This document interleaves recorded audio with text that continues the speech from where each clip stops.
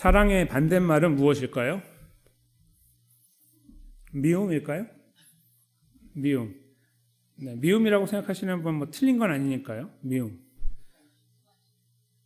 정답을 하시는 분들이 많이 계시는데 그 무관심이라고 말하는 거는 본인이 스스로 말씀하신 겁니까? 아니면 누구에게 들으신 겁니까?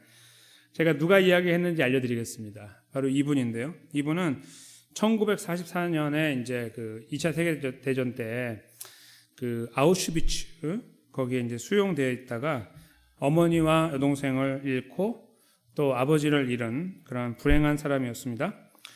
이 사람의 이름은 엘리에저 엘리 비젤이라고 하는 루마니아 태생의 유대인입니다. 근데 이분이 나중에 미국으로 귀화해서 미국인이 됐고 이제 작가 겸 교수로 살다가 하나님의 부름을 받았는데 이분이 그 수용소에서 이제 생활을 마치고 나오니까 고아가 돼 있었어. 들어갈 때는 가족이 들어갔는데 나오니까 혼자였어요. 혼자 나와서 이제 이런저런 이제 그 프랑스에 가서 지냈는데 거기에서 고아원에서 처음에 지내다가 이제 공부를 시작하고 일을 시작하고 이렇게 해서 이제 자립하게 됐는데요.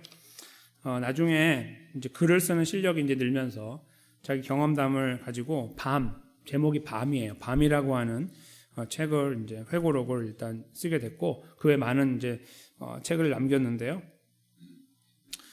그러다가 이제 이분이 미국에 살면서 그 폭력, 억압, 인종차별, 투쟁 이런 것들에 관련해 가지고 굉장히 많이 노력을 많이 했어요. 그래서 1986년에 노벨 평화상을 받게 됐는데 노벨 평화상을 받는다니까 막 사람들이 막 몰려올 거 아니에요. 근데 그 12월에 시상식이 있는데 10월 이제 27일에 유명한 US 뉴스 앤 월드 리포트라고 하는 이제 그곳에서 이분과 이제 이렇게 인터뷰를 했는데 그분이 거기서 이제 이런 말을 한 거예요. 제가 여기 적어드렸어요.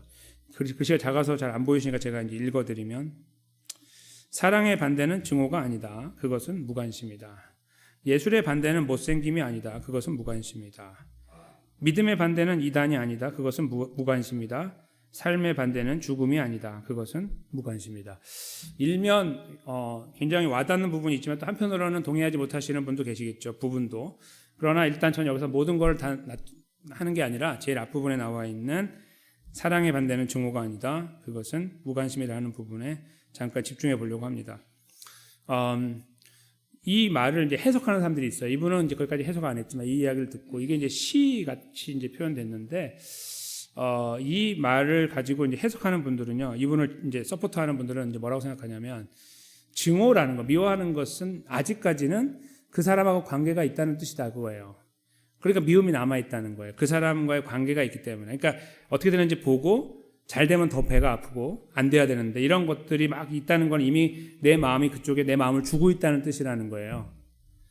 그래서 그것은 사랑의 정반대라고 말할 수는 없다. 정말 반대라고 하면 완전히 끊어버리는 거다 이거예요. 생각을. 그래서 그 사람이 죽건 말건 잘 나가건 못 나가건 전혀 관계없는 거예요. 손 벌려도 받아주지 않고 그냥 완전히 딱 잘라버리는 거예요. 못 자르듯이. 이게 바로 무관심이고 그렇게 되면 진정으로 내가 내가 미워하는 어떤 대상이나 환경으로부터 자유할 수 있다. 이렇게 이제 표현해요. 이건 해석들이에요. 후대에 사는 사람들이 이제 이 말을 해석하면서 이 말이 맞다라고 이제 주장하는 거예요. 그런 의미에서 굉장히 와닿죠. 의미가 있어요. 그렇죠? 일리가 있고. 네, 그런 의미에서 무관심이라는 건 참 무섭다고 생각이 들어요. 이제 만약 이게 정말 사실이고 우리가 사랑의 반대라는 표현으로 무관심을 사용한다면 이제 이렇게 혹시 우리 주변에도 그런 경우가 있을 수 있는데 저는 관심 없습니다. 그 사람이. 그 사람이 이렇게 요즘에 이렇게 힘들대요. 그래서 나하고 무슨 관계가 있는데요. 나한테 그 사람 이야기하지 마세요. 이렇게 하는 거잖아요. 그게 무관심이에요. 그러면 이제 다시는 그 말을 못 하죠. 이제 완전히 끊어진 거예요. 정말 무서운 거죠. 내가 그 사람 미워해 이런 말은 아무것도 아닌 거예요. 잘 생각해 보면 그렇죠? 그 사람이 그냥 어떤 상황이든 나는 끝났어. 이게 이제 진짜 참으로 무서운 것이죠. 이게 이제 무관심인데 성경을 읽다 보면 하나님은 사랑의 하나님으로 저에게 이제 비춰지고 보여지고 이제 증거가 되는데 많은 부분에서 무관심의 하나님으로도 보여집니다. 이제 끊어버리는 하나님, 이렇게 그 꼬리를 잘라버리는 것처럼 다 그런 어떤 존재로 하나님이 성경에 많이 기록되어 있어요. 근데 이것은 하나님 편에서의 무관심으로 보여주기도 하지만 다른 한편으로는 사람 편에서의 무관심으로도 보여집니다.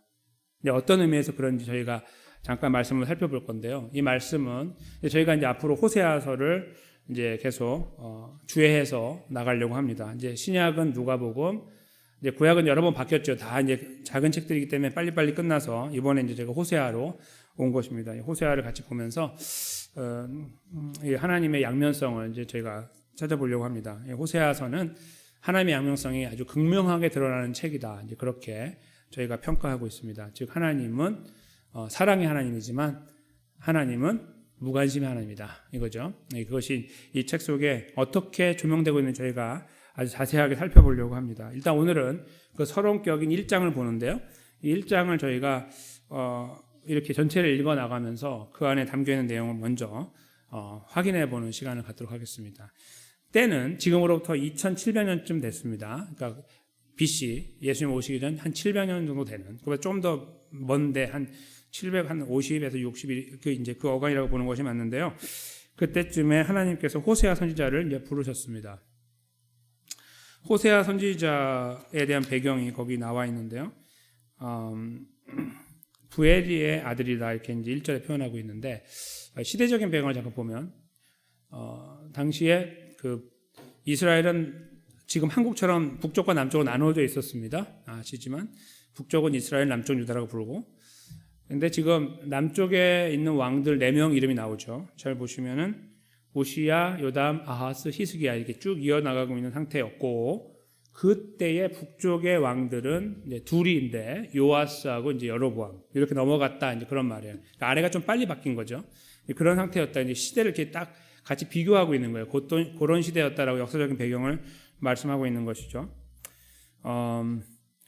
그런데 이 선지자는 북쪽의 선지자였어요. 그러니까 이제 북쪽에 있는 왕 그리고 그 백성들에게 하나님의 뜻을 전달하는 역할을 했습니다. 근데 북쪽은 정말 interesting하다, 영어로 신기하게도 첫 번째 왕부터 마지막 왕까지 한 번도 하나님을 섬기지 않았습니다.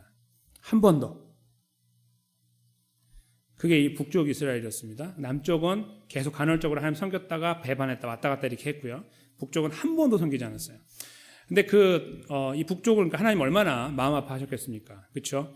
그래서 많은 선지자들을 계속 보내서 경고를 계속 했는데, 이제 지금 이때로부터 한 몇십 년 지나면은 이제 그들이 망하거든요. 722년에 망하니까 곧 망하는데, 망하게 가는 이때에 계속 보내는 선지자 중에 한 명이 바로 호세아였던 거예요. 근데 그가 가서 이제 그 복음을, 하나님의 말씀을 전하는 이 과정을 지금 이제 위에서 오늘 서론격으로 호세아가 불림을 받았는데, 참 하나님께서 그를 부르신 다음에 하신 말씀이 굉장히 인상적이에요. 그렇죠? 2절부터 시작하는데요. 너는 가서 음란한 여자를 맞이하여 음란한 자식들을 낳으라. 이게 참 듣기도 꺼림직한, 굉장히 꺼림직한 게 아니고 뭐죠? 굉장히 받아들이기 어려운 그런 말씀이죠. 음란한 여자를 만나라고 하니까 이제 몸 파는 여인이라고 이제 저희가 이해를 하고요. 그렇게 이제 저희가 봐요. 그래서 이제 그 동안에 저희 이 호세아서를 읽을 때 이제 고멜은 몸 파는 여인이었다, 이제 이렇게 저희가 정의를 내리고 왔었는데, 저는 그 정의가 조금 조심스럽다고 생각이 들어요. 왜냐하면 여기 잘 보시면 음란한 여자를 맞이해서 낳는 자녀들도 그럼 다 몸을 팔으란 말인데요. 그렇죠? 음란한 자식들이니까. 자식이 셋이 생겼는데 전부 다 몸을 팔았습니까? 아니요. 그래서 음란한 여인을 만나고 음란한 자식을 낳으라는 것은 지금 상황 자체를 말하고 있는 것이지, 그 여인 자체가 몸을 파는 여인이었다고 말하기는 쉽지 않아요. 그래서 저기 뒤에 보시면 이제 그 이유가 나오죠. 왜냐하면 이 나라가 여호와를 떠나 크게 음란했다. 하나님께서 이 음란이라는 단어를 사용하고 있는 것은 실제적인 육체적인 음란의 행위가 벌어지고 있는 걸 수 있지만, 그걸 뛰어넘어서 영적인 음란함을 말하고 있구나 하는 거 알게 돼요. 이스라엘이라는 나라가 계속 등을 돌리고 살아갔고, 지금까지 한 번도 하나님 앞에 제대로 얼굴을 들지 않았던 것을 기억하면 얼마나 하나님의 마음이 아팠고 시간이 길었습니까? 그렇죠? 그걸 계속 참아오시는 하나님은 그걸 바라보면서 음란한 것을 경험하는 거예요. 음란하다고. 즉 하나님은 남편이신데 영적으로 신부된 이스라엘이 다른 남자에게 가는 거예요. 그 절대로 돌아오지 않는 거죠. 그걸 놓고 하나님이 여호와를 떠나 음란하다라고 표현한 거예요. 그러니까 여기 2절에서 음란한 여인에게 가서 음란한 자녀를 낳으라는 거는, 만약에 저게 정말 음란한 여인, 몸을 파는 여인이었다면 자식들이 전부 다 몸을 파는 사람이 됐다라고 하는 것이 정답이에요. 그걸 나눠놓으면은 저 말은 그렇게 말하면 안 되는 거예요. 그렇죠? 왜냐하면 다른 단서가 없기 때문입니다. 그래서 이것은 이렇게 보는 것이 더 합리적입니다. 뭐냐면 당시 상황이 하나님께서 보실 때는 영적으로 음란함 속에 있었다. 그래서 그 음란함 속에 가서 그냥 그 안에 지지고 볶고하는 상황으로 들어가서 거기서 벗어나지 말고 그 안에서 함께 지지고 볶아라. 그런 말이다. 이렇게 보시면 되는 거예요. 그냥 거기에서 그렇게 하되 그냥 누구나 하는 것처럼 여인을 만나서 결혼하고 자녀를 낳아라. 그 나라 자체가 음란하기 때문이다. 그렇게 이해하면 좀 더 합리적이다 볼 수 있는 것이죠. 그런 명령을 내려서 하나님의 명령을 따라 이제 고멜이라고 하는 여인을 아내로 맞이하죠. 3절에 보시면. 그리고 고멜은 아이를 가지고 이제 아들을 낳게 됩니다. 그랬더니 4절에 그 이름을 주시는데 이스라엘이라고 부르라고 합니다. 이스라엘이라는 말은 하나님이 씨를 뿌린다 그런 말입니다. 하나님께서 씨를 뿌린다. 좋은 의미죠. 그렇게 첫 번째 아들의 이름을 하나님이 부르게 하신 다음에 말씀을 조금 더 이어가시기를 이스라엘의 피를 예후의 집에 갚으며 이스라엘 족속의 나라를 패할 것임이니라. 거기까지예요. 거기까지가 이제 패할 것임이니라. 거기까지가 이제 이 4절인데요. 여기에 좀 이게 이해하기 좀 쉽지가 않은데요. 잘 말씀드릴게요. 이제 설명을 드릴게요. 이스라엘의 피를 이제 이스라엘은 지금 그 아들이잖아요. 그런데 그 다음에 예후의 집에 갚는다 할 때요. 이 예후는 누구냐면 그 북쪽 이스라엘의 왕조가 이렇게 내려오는데 한 왕조가 아니었어요. 워낙 거기는 복잡하고 막 서로 막 죽이고 이래가지고 이제 조선왕조처럼 물론 거기도 문제는 있지만 이렇게 쫙 흘러내려온 그게 아니었고 나눠져 왔다 갔다 했는데 그 중에 한 명이 예후예요. 예후가 갑자기 등장해가지고 그동안 내려왔던 왕조를 다 끊어버리고 자기가 다시 새 왕조를 시작했거든요. 그래서 예후라는 게 근데 지금 왕조가 예후의 왕조예요. 그래서 저렇게 쓴 겁니다. 그럼 이해가 되시죠? 그러니까 무슨 말인 것 저걸 이해할 수 있냐면 이스라엘이 지금 만약에 이스라엘을 지금 부른다면 만약에 저희가 한국의 조선 왕조를 부른다면 이씨 왕조 이렇게 부르잖아요. 그거 똑같은 거예요. 당시에 이스라엘은 뭐라고 부릅니까? 예후 왕조 이렇게 부르는 거예요. 아시겠죠? 그 예후 왕조를 멸해버리겠다. 다른 말로 바꾸면 이스라엘을 멸할 것이다. 그런 말이에요. 이제 좀 복잡하게 썼지만 그런 말입니다. 그래서 그렇게 할 것이라고 하나님께서 그 이름을 통해서 선포를 하신 거예요. 그리고 이제 그 장소적인 면에서 이스라엘 골짜기라고 또 장소가 있는데 거기에 모여서 할 거다. 그게 이제 5절이고요. 이 6절로 가시면 고멜이 둘째를 이제 가졌어요. 6절에. 그래서 이번엔 딸을 낳았어요. 그랬더니 하나님께서 또 호세아에게 야, 그 이름 내가 줄게. 로루하마라고 해라. 이렇게 불렀습니다. 로는 영어로 no예요. no. 아니라는 뜻이고 루하마는 멀시 영어로 그러니까 한국말로 자비 또 불쌍히 여긴 그런 말입니다. 그러니까 더 이상 불쌍히 여김이 없다. 그런 의미예요. 로루하마가. 그 이름을 로루하마라고 지으라고 했어요. 참 독특하시죠? 호세아가 무슨 죄가 있길래 자녀의 이름을 저렇게 지어야 될까요? 근데 이것을 통해 하나님은 시각적인 효과를 나타내기 원하셨던 것 같아요. 그래서 로루하마라고 지으라고 하고 말씀하시기를 다시는 이스라엘 족속을 긍휼히 여겨 용서하지 않을 것이다. 그러니까 지금 한계에 다다른 하나님, 참았던 이 인내가 폭발하기 직전에 하나님을 저희가 느낄 수가 있습니다. 그렇죠? 다시는 용서하지 않겠다. 다시는 불쌍히 여기지 않겠다. 그래서 걔 이름이 로루하마야. 걔를 부를 때마다 내가 했던 말을 기억하라. 그런 말이죠. 그런데 하나님이 등을 돌려 말씀하시기를 유다는 내가 그래도 잘 대해줄 거다라고 7절에 말씀하고 있어요. 남쪽 유다는 내가 계속 보존할 거다. 실제로 한 200년 조금 못 미치는 기간 더 길게 그 나라가 유지가 돼요. 이 남쪽 유다는 나중에 이제 바벨론에 망하게 되지만 그때까지 한참 더 시간이 더 이렇게 연장이 되는 그런 가운데 있게 돼요. 이제 이 말씀은 바로 그 말씀이에요. 그들은 내가 보호할 것이다. 너희는 버리지만 그들은 보호할 것이다. 이런 의미라고 이해하면 되겠습니다. 그랬더니 하나님께서 고멜을 통해 셋째를 주셨습니다. 8절에 아들을 주셨는데 이제 하나님이 다시 이름을 주시기를 로암미라고 하라. 로는 아니라고 그랬죠. 노 아니 그러니까 암미는 내 백성이라는 뜻입니다. 그래서 내 백성이 아니다. 이것도 참 비참한 이름이죠. 로암미라고 하라. 왜요? 걔를 보면 걔를 부를 때 야 로암미 로암미 이렇게 부를 때마다 우리는 더 이상 하나님의 백성이 아니다. 너희는 내 백성이 아니다 하는 그 메시지가 기억나고 나는 너희 하나님이 아니고 너희는 내 백성이 아니다. 이 말이 거기서 기억나도록 하는 거죠. 하나님 이런 과정, 이 이름을 짓는 과정을 통해서 이 9절까지 하나님이 지금 마음의 결심을 어떻게 하셨는지를 저희가 읽어낼 수 있습니다. 그것은 mercy, 자비, 용서함, 불쌍히 여김이 다 없어졌고 이제 하나님 안에 남아있는 것은 심판, 그리고 형벌, 그리고 부서뜨림, 무너뜨림, 뭉개는 이런 과정들만 남아있는구나라는 큰 무서움 앞에 서게 됩니다. 근데 이 이름을 통해서 하나님이 이렇게 시각적으로 또 환경적으로 만들어 놓으신 것은 굉장한 의미가 있다고 생각해요. 이 경우밖에 없어요. 이 경우밖에. 성경에. 그러니까요. 굉장히 독특한 거고 하나님 이걸 통해서 어떻게 하든 듣지 않는 그들의 귀를 자극해서 메시지를 주려고 하시는 그런 하나님의 뜨거운 열정들이 느껴집니다. 그러면 저희가 이 다음에 만약에 이 내용을 바꾸려고 한다면요. 저희들의 생각에는 이런 내용을 쓰면 좋아요. 그래서 너희들이 제발 나에게 돌아와라. 그러면 내가 용서해 줄게. 이 내용이 이제 10절에 딱 등장을 하고 11절로 넘어가면서 하나님은 그런 다음에 그들을 용서하는 방법을 이렇게 만들었습니다. 이렇게 만들면 굉장히 저희들이 이해하기 편하죠. 죄와 회개와 용서 이렇게 이어지니까요. 저는 그게 맞다고 생각하고 많은 분들이 이렇게 생각하고 살아가고 있으니까 그리스도인으로 그렇죠? 죄 지으면 어떻게 하십니까? 가만히 그냥 계십니까? 아니면 하나님 용서해 줄 수 있게 하십니까? 용서해 달라고 하나님께 구하니까. 그게 맞다고 생각한단 말이에요. 근데 오늘 10절을 보십시오. 뭐라고 기록하고 있는지. 그러나 이스라엘 자손의 수가 바닷가의 모래같이 되어서 그래서 이스라엘이 지금 망한다고 했는데 그러나 이후의 내용을 보세요. 그 자손 수가 바닷가의 모래같이 되어서 헤아릴 수 없고 셀 수 없게 된다. 전에 그들에게 이르기를 너희는 내 백성이 아니라 방금 말했잖아요. 로함미 그렇죠? 로함미라고 한 그곳에서 그들에게 이르기를 너희는 살아계신 하나님의 아들들이라 할 것이라. 이게 무슨 말입니까? 궤변이죠. 말도 안 되는 이야기예요. 그렇죠? 왜?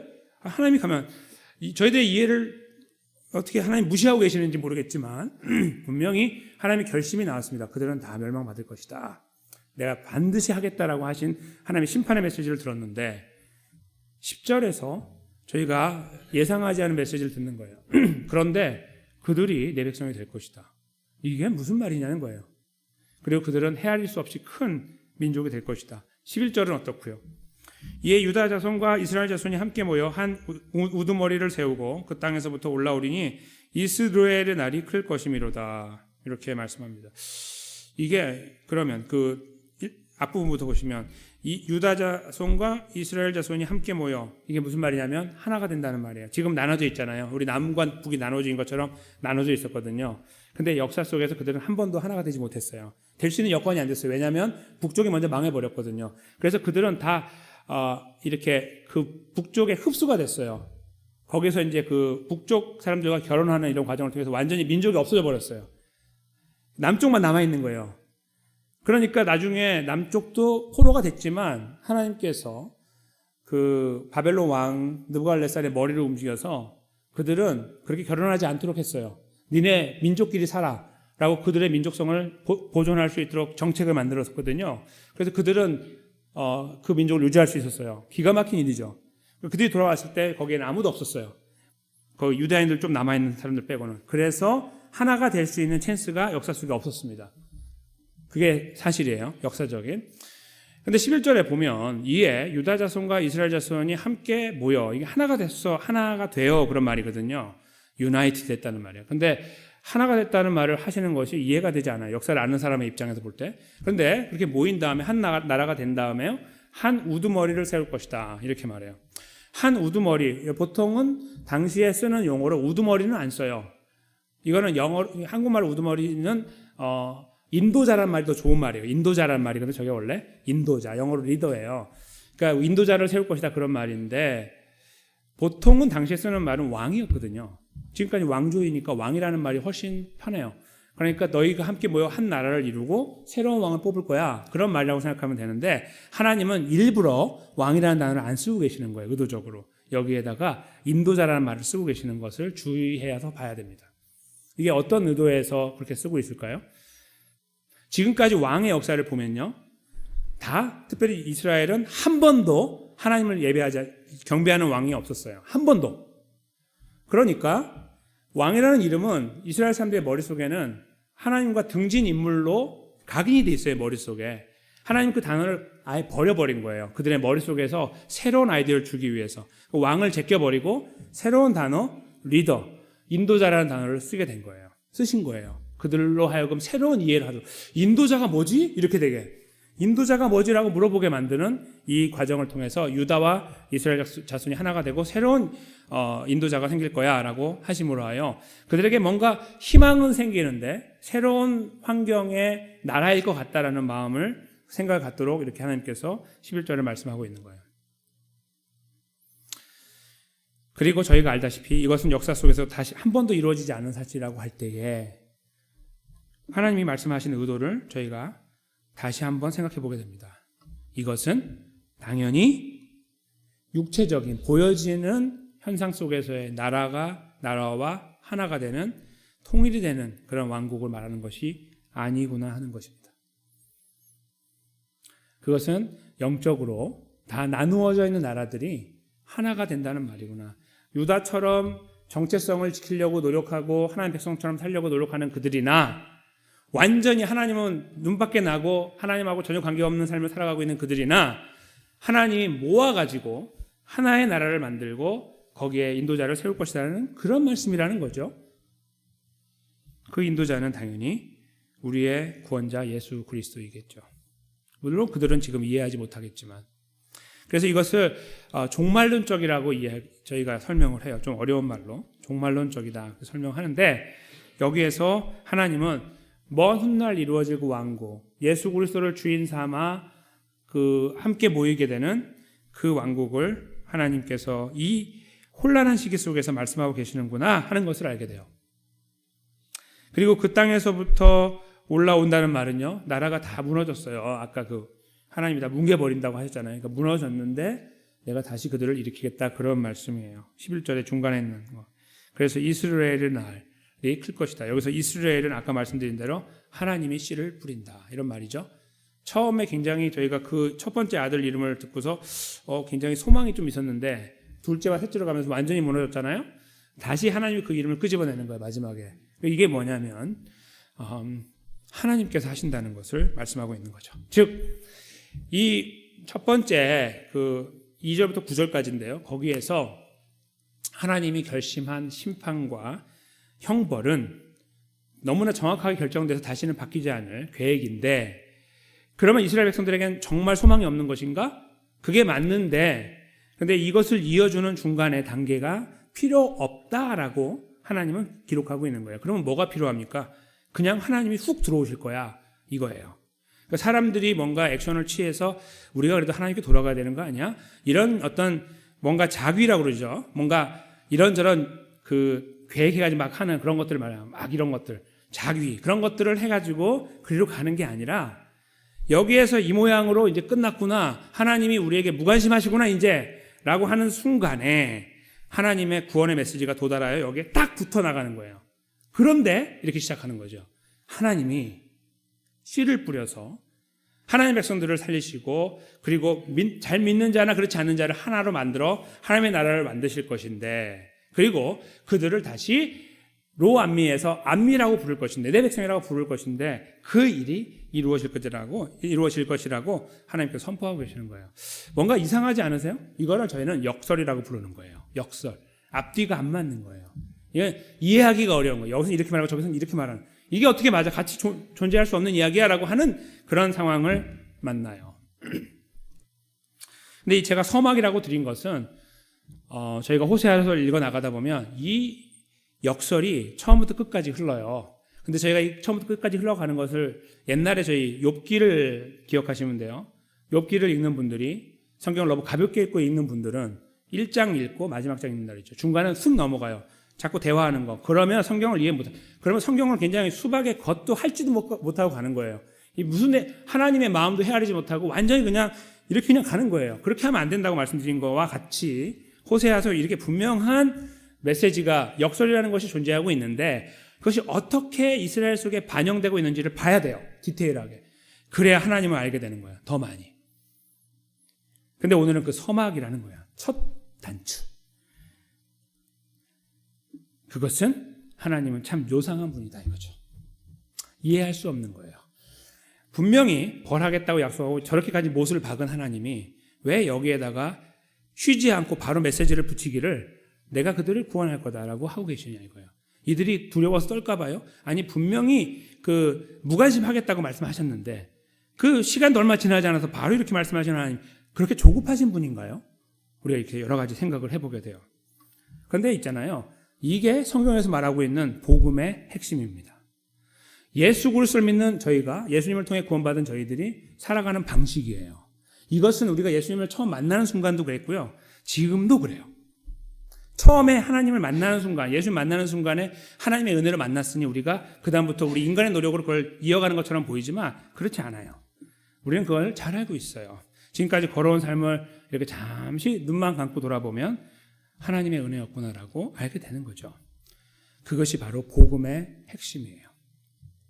하나님은 아무 소망 없는 이스라엘에게, 저들에게는 너네 내가 벌할 거야, 짓이겨 버릴 거야, 먼지로 만들어 버릴 거야, 너희는 인격체로 내가 대하지 않을 거야, 너는 벌레만도 못해 라고 쏘아 붙이면서 바로 형벌을 내려도 부족할 존재들이었어요. 근데 그들에게 메시지를 남기시는 거예요. 너희 같은 존재들이나 조금 흉내내면서 하나님을 잘 믿는다고 하는 것처럼 보이는 유다 민족이나 다 똑같이 하나로 만들 거다. 한 리더 밑에서. 우린 여기에서 예수님의 십자가를 떠올리게 돼요. 한 리더. 사도 바울의 표현에 의하면 유대인이나 헬라인이나 이렇게 표현하고 있죠. 아니면 유대인이나 그렇지 않은 사람이나. 다른 말로 바꾸면 지금 남쪽에 있는 유다 사람들이나 북쪽에 있는 이스라엘 사람들이나 이런 말이죠. 잘났거나 못났거나 한 리더 안에 하나가 된다. 이건 저희가 아까 말씀드린 대로 예수 그리스도 안에서 어떠한 존재로 태어났건 어떠한 모양으로 살아가건 하나님의 구원의 은혜 안에 저희가 함께 서게 되었다는 사실, 그것을 발견하게 되고 거기에는 인간의 노력이 조금도 필요하지 않다는 것을 발견하게 돼요.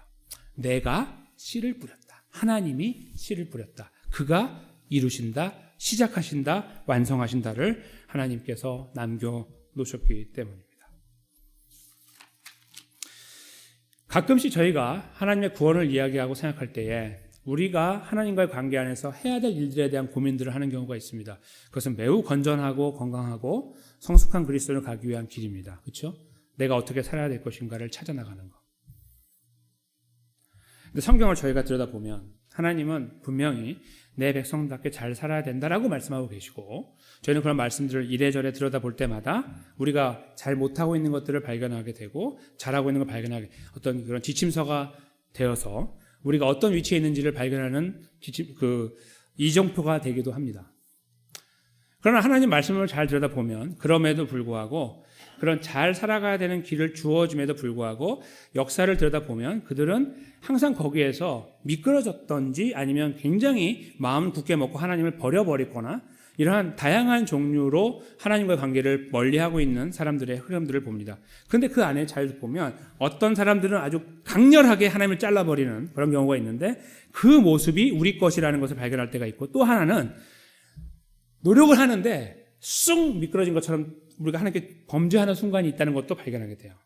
그 안에 드러나고 있는 인간들은 우리 모두를 보여주는 거예요. 아니, 우리 한 사람이 처하는 환경들 모두를 보여주는, 이게 더 정확한 거예요. 그렇죠? 우리 모두가 아니고 누구에게나 하나님을 극단적으로 잘라버리고 하는 마음이 막 일어날 때가 있고, 하나님을 따라가려고 하지만 쑥 미끄러질 때가 있기 때문이에요. 근데 그 모든 모양들이 성경 속에 담겨 있어요. 그리고 그럴 때마다 하나님은 팔짱을 딱 끼고, 그래 너 그러면 이제 잘못했으니까 회개할 때까지 한번 기다려 볼까라는 어떤 그런 시간들을 기다리셨다가 반응을 보이기보다는, 그들은 거기에서 뭔가 마음을 추스리고 그 환경으로 나가는 것에 대한 마음도 없고 그 여유도 없는데 하나님이 무조건적으로 훅 들어오셔서 하나님의 은혜를 베푸시는 것들을 발견할 때가 훨씬 더 많아요. 거의 저는 90% 이상, 99%가 그렇게 구성되어 있다라고 믿어요. 호세아서는 그것을 보다 더 극명하게 보여주고 있는 책이에요. 제가 호세아서를 대하면서 하나님께서 오죽했으면 나를 버리고 떠난 음란을 행하는 존재들이라고 표현했을까? 제가 그 부분부터 추스려 보면서 하나님의 마음을 헤아리는 그런 시간들이 필요할 것이고, 하나님 얼마나 분노하시고 분노가 충천하셨을까, 진노하심이 꽉 찼을까라고 생각해 볼 수 있는 상황이 됩니다. 그런데 그때조차도 하나님은 자비하심을 버리지 않고 다시 그 자비하심으로 이스라엘 향해 다가가고 계시는 것을 저희가 느끼는 거예요. 하나님은 사도 바울을 통해서 이것을 한 줄로 요약하셨어요. 딱 한 줄로. 로마서 5장 8절입니다. 한 목소리로 읽겠습니다. 시작. 우리가 아직 죄인 되었을 때에 그리스도께서 우리를 위하여 죽으심으로 하나님께서 우리에 대한 자기의 사랑을 확증하셨느니라. 아멘. 네. 밑줄 그어놓고 강하게 표현해드린 바로 그 부분이 저희가 집중해야 될 부분입니다. 오늘 호세아가 보여주고 있는 내용이죠. 9절까지의 저희 9절. 우리가 아직 죄인 되었을 때에. 에베소서 2장 1절 말씀으로 저희가 저걸 조금 더 보강한다면 우리가 죄와 사망 가운데 죽었을 때에입니다. 우리가 허물과 죄로 죽었을 때에, 그런 말이에요. 이게 다 연결해서 본다면 허물과 죄로 죽었을 때 우리는 아무것도 할 수 없었습니다. 죽어 있었으니까. 그리고 우리 생각이 그만큼 썩어 있었으니까. 만약에 저희가 성인이 돼서 예수님 만났다고 하면 그 살아왔던 걸음들을 생각해 보세요. 가치관이 다른 가치관 갖고 하나님 만나기 전의 가치관과 한번 생각해 보시라고요. 저는 그 삶 자체, 살아왔던 삶, 열심히 노력하고 살아온 삶 자체를 이렇게 비하하는 게 아닙니다. 그 삶 자체는 참 고귀하고 아름다웠지만 너무나 소중한 삶이었으나 예수님 없이, 하나님 없이 살아오셨던 삶과 그 위의 삶에 대한 생각입니다. 그러면 하나님 없이 살아오셨던 삶에서 우리가 하나님을 향한 마음이 우리 안에 마치 내가 하나님을 믿어봐야겠다라고 생각하고 하나님을 향해 간 것처럼 보이나, 우리가 그 하나님을 향한 믿음을 갖게 된 경위를 따져보면 매우 드라마처럼 다가왔을 경우가 큽니다. 우리가 처음 주님 만났을 때, 만날 수 있는 환경이 아닐 때 내가 스스로 목숨을 끊어야겠구나 하는 어떤 그런 시간에 만나는 경우도 있고요. 나는 삶의 끝이다. 어떤 그런 경우에 만날 수도 있어요. 그렇죠? 어떤 분들은 믿었던 내 주먹이 약해졌다는 걸 알게 돼서 다른 믿을 거 없나 돌아보다가 만나는 경우도 있고요. 여러 가지 경우들이 있어요. 그런데 그때 성경은 그때 우리를 죄인 되었을 때라고 표현하고 죽었을 때라고 표현하고 있다는 것이죠. 즉 우리가 거기에서 무언가 스스로 좋은 생각을 만들어내서 하나님을 향해 가야겠다라고 하는 조금의 가능성도 존재하지 않았음을 표현하고 있는 거예요. 오늘 호세아서 1장 2절에서 9절이 그것을 분명하게 말씀하고 있어요. 하나님은 마음을 정하셨어요. 너희는 더 이상 내 백성 아니야. 나 너희에게 이제 무관심할 거야. 내가 너희 미워하지 않아. 이제 안 미워. 그냥 무관심이야. 이렇게 말씀하고 있는 이 장면 속에 담겨져 있는 이스라엘을 보십시오. 아직도 하나님 앞에 정신 차리지 못하고 있는 그들. 그러나 그 정신 차리고 하나님의 말씀을 전하고 있는 호세아. 그렇죠? 하나님 편에 서 있는 그까지도 그 안에 들어가서 너까지 다 포함되는 거라고 말씀하신 이 말씀을 들을 때 오는 이 무게감, 그 상황을 떠올려 보십시오. 그것이 바로 우리가 아직 죄인 되었을 때입니다. 그때 그리스도께서 우리를 위하여 죽으심으로 하나님께서 우리에 대한 자기의 사랑을 확정하셨습니다. 이스루엘, 하나님께서 씨를 뿌린다. 다 끝나버린 줄 알았는데, 다 타고 죄만 남은 줄 알았는데, 이제는 그걸 다 거기서 아무것도 찾을 수 없는 상황인 줄 알았는데 하나님 오셔서 거기다 씨를 뿌리고 계시는 거예요. 회복의 씨를. 그리고 거두시는 거죠. 하나님의 때에. 그 사건은 이스라엘 이후 계속 이어져 왔는데요. 이제 나중에 유다로 넘어가고 왔는데 결국은 지금으로부터 2000년 전에 예수 그리스도께서 역사 속에 등장하시고 이 땅에 우리 인간의 몸이 되셔서 오시고 십자가에서 찍히시는 과정을 통해 이 하나님의 사랑이 확증되었던 것이죠. 호세아서를 읽는 동안에는 어떻게 하실지 생각했어요. 그렇죠? 이스루엘은 알겠어요. 씨를 뿌린다는 거 알겠는데 어떻게 하실지 했는데 거기서 나와 있던 특별한 단어 우두머리. 이스라엘과 유다는 합해지지 않았는데 왜 그런 단어를 쓰셨지? 라고 하는 의구심 속에 생각하고 생각했더니 결국 하나님께서 이루시는 하나님 백성을 말하는구나 하는 것을 저희가 여기에서 확인하게 되는 거예요. 우리는 다 죽어 있었는데 그리스도께서 죽은 우리를 위해 오셨고 돌아가심으로 하나님이 우리를 하나님 백성을 향해 갖고 있는 사랑을 확증하여 구원을 완성하셨구나 하는 그 메시지 말입니다. 이 같은 메시지를 가지고 사도 요한은 조금 다른 각도에서 썼습니다. 여기서 머물지 않고 좀 더 우리들에게 말하고 싶었던 것이 하나님으로부터 있었던 것이죠. 네, 저희가 그 다음 부분을 읽겠습니다. 요한 1서 4장 9절에서 11절입니다. 좀 글씨가 작은데요.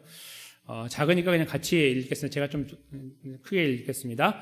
하나님의 사랑이 우리에게 이렇게 나타난 바 되었으니 하나님이 자기의 독생자를 세상에 보내심은 그로 말미암아 우리를 살리려 하심이라. 사랑은 여기 있으니 우리가 하나님을 사랑한 것이 아니요 하나님이 우리를 사랑하사 우리 죄를 속하기 위하여 화목 제물로 그 아들을 보내셨음이라. 사랑하는 자들아 하나님이 이같이 우리를 사랑하셨은즉 우리도 서로 사랑하는 것이 마땅하도다. 아멘. 네, 바로 이 말씀입니다. 여기에 무언가 뒤에 내용이 붙었습니다. 먼저 앞에 강조하고 있는 것은 하나님이 이같이 우리를 사랑하셨은즉이라는 표현인데요. 이것은 이런 의미도 됩니다. 당신이 정말 하나님의 사랑을 안다면 이런 의미도 돼요. 그러면 우리도 서로 사랑하는 것이 마땅하다. 저희가요 사랑하지 못할 대상들이 있습니다. 어떤 대상이냐면요, 우리에게 죄를 권유하는 대상들. 믿지 않는 분이 될 수도 있고 아닐 수도 있어요. 정말 비참하지만 안타깝지만 믿는 사람일 수도 있어요. 그런데 우리에게 죄를 권유하는 사람에게 우리가 호의적일 수 없는 거예요. 잘라버려야 돼요. 우리는 죄를 멀리해야 되니까요. 그러나 우리를 힘들게 하고 어렵게 하는 사람들에 대해서 우리는 이 말씀을 기억해야 됩니다. 사랑하지 못한 사람, 사랑하지 못할 사람, 그리고 사랑해서는 안 되는 사람, 사랑이란 단어가 어울리지 않는 사람, 우리가 이렇게 정의를 내리고 잘라버리려고 하는 경우가 우리 안에 생길 수 있습니다. 그것은 우리가 못나서라고 보다는 그렇지 않을 수도 있어요. 못나지 않았지만 그런 경우들이 생길 수가 있잖아요. 그렇죠? 나름의 우리의 이유들이 생길 수가 있어요. 그래서 다 이유가 있는 겁니다. 이렇게 우리가 말할 수 있는 경우, 그때 우리는 우리 스스로가 잘라버리고 무관심하는 행동들을 할 수 있습니다. 이것은 우리 가족 간에 일어날 수 있습니다. 정말 마음 아프지만, 그리고 형제들 간에, 친구 간에, 그리고 직장의 동료 간에, 그리고 교회 안에서 어느 곳을 막론하고 발생할 수 있는 현상입니다. 근데 그때에 그 상황 속에서 저 질문 있습니다. 저 이 사람하고 관계를 끊어야 될 것 같은데 어떻게 생각하십니까? 할 때에 하나님은 사도 요한을 통해서 이 말씀을 주신 거예요. 하나님의 사랑을 정말 이해하고 살아가고 있습니까? 당신 거기서 아무것도 하지 않았다는 사실을 알고 있습니까? 하나님의 그 어미하신 심판의 상황 앞에서 당신은 그냥 죽어있던 존재인데 하나님의 크신 은혜로 예수님의 십자가 부활로 당신을 구원하여 이 자리에 세워놓았다는 사실을 알고 있습니까? 라는 메시지죠. 네 라고 답하면, 그러면 우리도 서로 사랑하는 것이 마땅한 것입니다라고 하는 이 말씀을 조금도 줄이지 않고, 강도를 줄이지 않고 강하게 저희들에게 명령하고 계시는 것입니다. 오늘 아까 제가 서두에서 말씀드린 것처럼 성경을 보다 보면 무관심이라는 것이 사람으로부터 나올 때도 있다고 했잖아요. 그것은 사람과 사람과의 관계에서 나오기도 하지만요, 정말 비참하고 안타까운 것은 하나님과의 관계에서 나와요. 지금 이스라엘 백성들이 지금 처한 상황이요, 저희가 이렇게 볼 때는 하나님이 그들을 멀리한 것처럼 보이죠? 사실 누가 멀리한 거예요? 그들이 멀리한 거죠. 그렇죠? 하나님 계속해서 선지자를 보내서 그들을 아우르기 위해 노력했어요. 근데 그들은 스스로 하나님 박차버렸습니다. 누가 먼저 무관심했습니까? 이스라엘이죠. 하나님의 말씀을 거역하는 관계를 통해 스스로가 하나님을 저버린 존재들이에요. 하나님은 거기에 대해서 이렇게 심판의 메시지를 주신 거예요. 그런데 그 심판의 메시지가 은혜의 메시지로 바뀌는 순간 아무것도 접합된 부분에 아무것도 없는 줄 알았는데 우리는 이 말씀을 읽으면서 한 가지 사실을 알게 돼요. 우리가 아니라 예수 그리스도가 계셨다는 것이죠. 이것을 접합하는 이 두 가지 사실을 역설을 붙여서 하나로 만드는 여기에, 이 중심에 예수 그리스도께서 계셨던 것입니다. 그의 십자가와 부활이 그곳에 있었던 것이죠. 우리를 위해 고난당하신 예수님이 거기에서 묵묵히 피를 흘리셨던 이유는 바로 이 역설의 이야기를 들으면서 마치 본인이 뭐 좀 되는 것처럼 머리깨나 있는 것처럼 이거 다 역설이야 이거 뭐 이래 이렇게 하는 어떤 그런 거드름을 피우면서 하나님을 향해서도 마치 본인이 뭔가 되는 것처럼 하나님 아시죠 내 상황 하면서 들이대면서 그 말씀을 무시하는 존재로 살고 있는 이 악한 존재임에 대하여 스스로 부인하고 내가 뭐 잘못했냐고 말하고 있는 그 상황, 그러한 자리에 있는 우리를 발견하게 되는 것이죠. 그런데요, 우리가 처음 주님 만났을 때도 그 모양이었는데 그 하나님을 향해 무관심하는 존재로 살아가는 것이 너무 간헐적으로 이루어지고 선택적으로 이루어졌어요. 하나님 빠지세요. 내가 할게요. 이런 경우 있잖아요. 이건 빠지세요. 의도적으로 기도하지 않아요. 잘못하는 거 알기 때문에. 양심에 찔리니까. 그러면서 내가 하나 밀어붙이는 경우도 있잖아요. 그게 다 하나님을 향해서 무관심한 거예요. 하나님을 무시하는 겁니다. 그 모양이 우리 안에 있어 왔는데요. 주님 만났어요. 근데 지금도 그 사실이 우리 안에 버젓이 존재할 수 있다는 너무나 비참한 현실입니다. 지금도 하나님 백성으로서의 걸음에 대하여 우리는 선택적으로 취사선택할 수 있는 존재라고 스스로 판단하여 그렇게 가고 있는지 몰라요. 그게 바로 하나님 저 안 돼요. 이거 못해요. 저 무관심 할 수밖에 없어요. 라고 우리를 정당화시키려고 하는 그런 노력 속에서 나타나고 있는지 모릅니다. 사랑하는 성도 여러분, 사랑이라는 단어는 너무나 무겁습니다. 감당할 수가 없어요. 생각만 해도 정말 이 생각 없이 생각하면 아름다워 보이지만 생각하고 생각하면 너무나 무거워요. 사랑이라는 것은. 그냥 사랑이라는 단어를 바꾼다면 희생이라고밖에 말할 수 없는 거 아닌가 생각이 들 정도예요. 그렇지 않으신가요? 우리가 살아왔던 그 걸음 속에 뒤안길을 돌아보면 그렇지 않아요? 사랑을 지켜내기 위한 희생들 보이잖아요. 우리 안에서. 그래서 우리는 더 이상 못하겠다고 말하는 거예요. 더 이상 못하겠다고. 근데 거기에 중요한 무관심 한 가지가 더 있어요. 그게 뭐냐면 우리는 예수님조차 무관심해 버리는 거예요. 우리를 위해 십자가에 돌아가셔서 우리 이 자리에 세워놓으신 예수님조차도 무관심한 대상으로 만들어 버리니 우리밖에 안 보이는 거예요. 그러니까 내가 할 만큼 했습니다라고 우리가 하나님께 하소연하는 거예요. 하나님 그걸 말하고 있는 게 아닌데 너 혼자 못하니까 예수님 붙잡으라고 하고 있는데 우린 주님 붙잡지 않고 말하기를 내가 할 만큼 했다고 말하는 거죠. 그게 여러분과 제가 만나고 있는 여기 만지작거리고 있는 카드일 수 있어요. 하나님 앞에서 한번 피해보려고 하는 누군가에게 내 존재에 대해서 나를 변호하려고 하는 그런 본능 때문에 말이죠. 그러나 우리는 여기에서 솔직하게 하나님 사랑 앞에 서야 됩니다. 우리는 아무것도 아닙니다. 아무것도 아니었고 지금도 아무것도 아닙니다. 그냥 하나님 은혜로 한 방울 떨어지는 이슬을 맞아서 살아가는 것처럼 그 은혜 아니면 하루도 살아갈 수 없다는 것을 고백해야 되는 하나님 백성들입니다. 그러나 우리가 예전과 다른 것이 있습니다. 우리는 하나님을 알고 예수님을 인정하고 있는 하나님 백성입니다. 우리의 능력이 아니라 하나님의 은혜로 우리에게 주어진 그 믿음 때문에 우리는 그 자리에 있다는 사실을 알고 있습니다. 어찌 이 큰 은혜 가운데 우리가 있습니까? 우리가 이 은혜를 알고 다시 역설의 서막을 읽어봅시다. 그것이 바로 복음이라는 것을 알게 되고 그 역설을 지켜나가고 있는 하나님의 마음이 헤아려집니다. 이 두 가지의 마음 속에 우리를 끙끙대고 지켜나가고 계시는 예수님의 십자가 부활로 우리를 끙끙대고 지켜나가시는 하나님의 신실하심이 보입니다.